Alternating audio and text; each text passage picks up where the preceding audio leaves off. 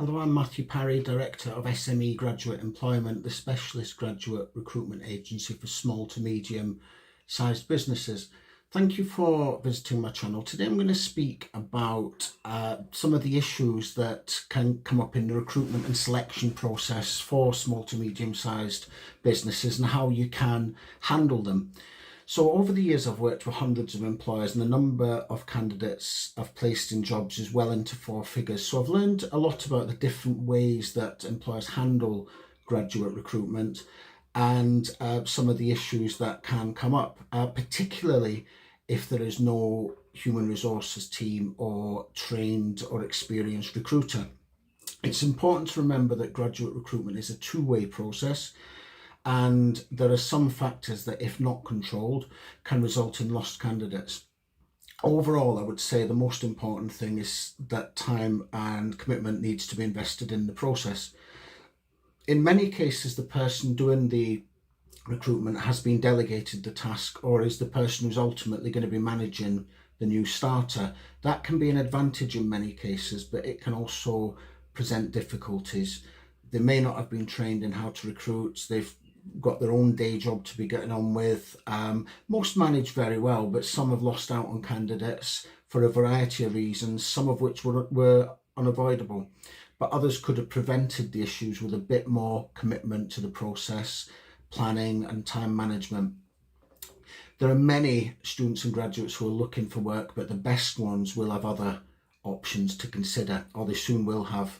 They'll be looking at which employer wants them the most, fulfills the criteria they're looking for, and makes them feel most welcomed. So while they need to show the employer why they should make them an offer, the same does apply in reverse. In addition, delays can increase the chances of another employer making an offer and the business who may be the candidate's first choice losing out on them. It's not always easy to manage the graduate recruitment process. Some employers are not aware of the issues that can crop up. So I'm going to go through a few of them here and how they can be avoided or managed.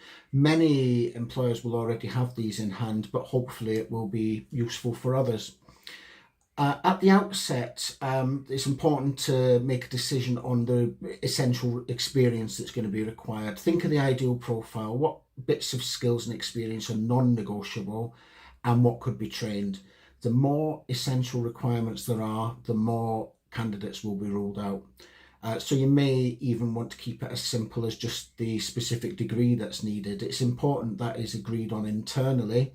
Sometimes the person handling the advertising and applications is not the person making the final decision on who to hire. Candidates can end up being rejected by the line manager because of something that wasn't communicated to the person who's doing the initial screening, or then to the recruiter.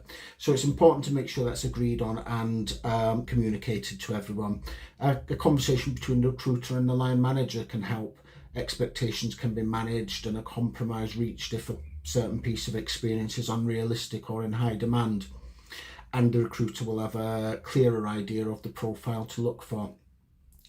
There can be internal issues, generally when more than one department is involved, sometimes through a lack of communication or someone not being fully bought into the process, or just being very busy. Often line managers will be handling the recruitment, but other things come up and recruitment goes further down the to-do list.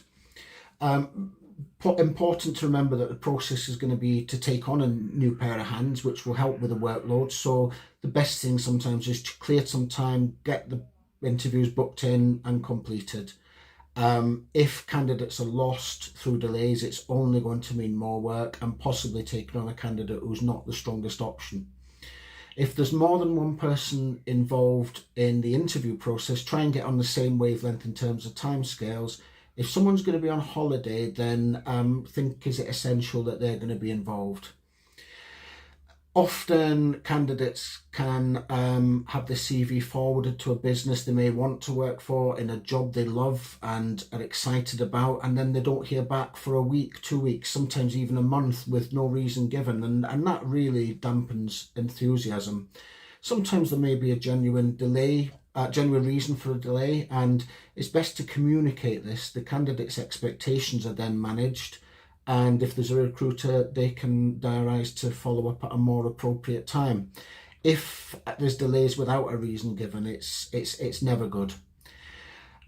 Also think about if there's going to be more than one interview. Could these be, is it essential that there's 2 interviews? Could they be combined into one? Many of the candidates will be working and it's not always easy to get time off. A second interview can delay the process. If 2 interviews are going to be essential, could the initial one be by phone or online through Teams or Zoom? Often when I send a CV forward, the feedback can be, they look great, we want to see them, but we need to book in some others. Or an interview's maybe been set up, it's gone very well, but there could be similar comments. It can be to see if there's more applicants, but there are generally a lot of people who have applied with only a small number who fit the profile ideally.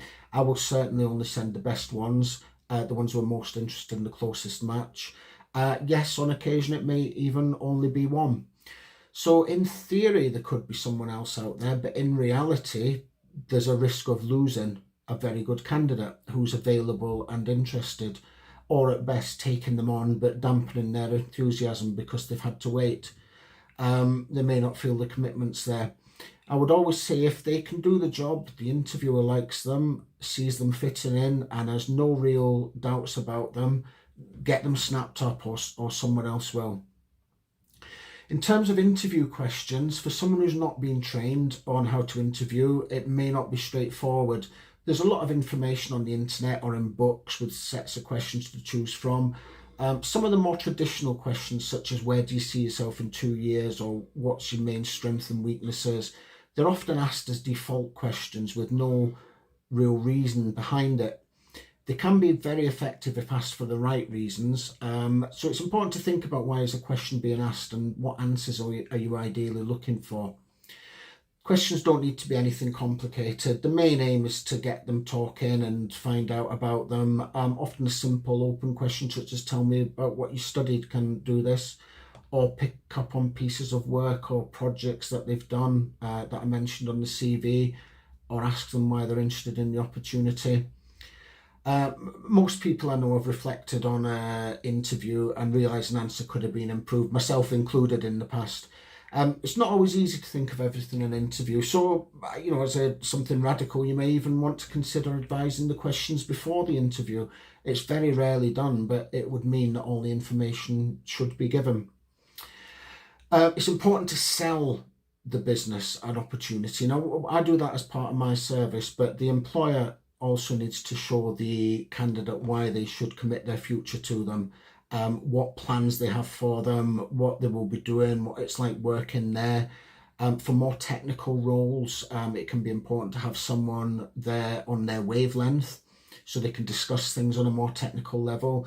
Even better if it's someone who started there as a graduate in a similar role. So I hope you've found this video useful. Please check my channel for other videos that are related to employers and the student and graduate employment market. I'll also put a link to my website at the end of the video. There are a range of blogs in there, again with advice and information on the student and graduate employment market. You can also find out more about the services that I offer and see testimonials from other businesses that I've helped over the years. Thank you.